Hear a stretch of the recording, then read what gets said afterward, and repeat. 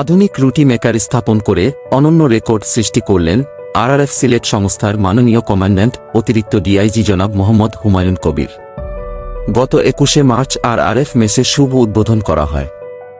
এতে উপস্থিত ছিলেন রুটি মেকারের উদ্ভাবক ইঞ্জিনিয়ার টিম, পুলিশ সুপার মহোদয় সহ আরআরএফ সিলেটের সকল পর্যায়ের অফিসার ও ফোর্সবৃন্দ।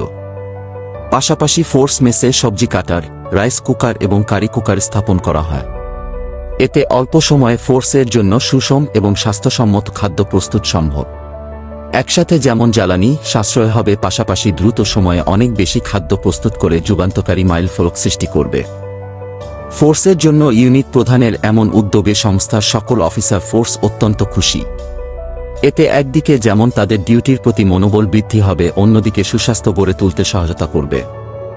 আরআরএফ সিলেটের মেস ম্যানেজার মাননীয় কমান্ড্যান্ট মহোদয়ের প্রতি অশেষ কৃতজ্ঞতা জ্ঞাপন করেন।